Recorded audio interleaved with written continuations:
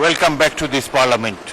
মাননীয় সংসদ নেতা, আপনি সংসদ কক্ষে প্রবেশ করার কিছুক্ষণ আগে এই সংসদের সকল সদস্য, সরকারি দল এবং বিরোধী দল থেকে বক্তব্যের মাধ্যমে একটি প্রস্তাব পাশ করেছে। আপনাকে ধন্যবাদ জানিয়ে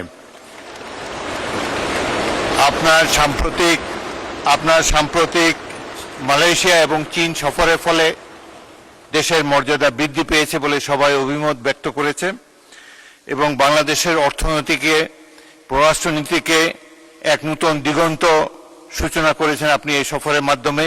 সেজন্য আপনাকে ধন্যবাদ জানাচ্ছি এই সংসদের পক্ষ থেকে। Welcome back to this parliament. আপনি কিছু বলতে চাচ্ছেন? জি মাননীয় স্পিকার, আমি কিছু কথা বলতে চাচ্ছি। বিসমিল্লাহির রহমানির রহিম। মাননীয় স্পিকার,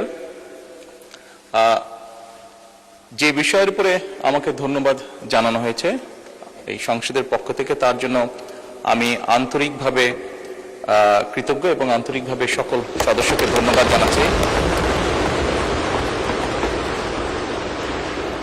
মাননীয় স্পিকার, এখানে মূল বিষয় এটি হচ্ছে যে বাংলাদেশের মানুষ আমাদেরকে দায়িত্ব দিয়েছে তাদের স্বার্থ দেখার জন্য। আমাদের দলের অবস্থান থেকে আমরা একটি স্লোগান ব্যবহার করি, সেটি হচ্ছে যে বাংলাদেশ ফার্স্ট বা বাংলাদেশ প্রথম।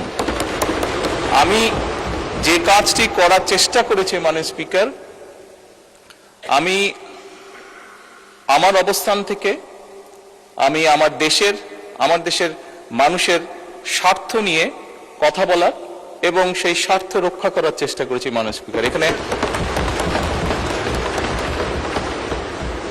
মাননীয় স্পিকার, এখানে আমাদের কারোরই কোনো ব্যক্তিগত কোনো বিষয় নেই। এটি যদি কোনো কিছু অর্জন হয়ে থাকে, ভালো কোনো কিছু অর্জন হয়ে থাকে, এটি বাংলাদেশের অর্জন।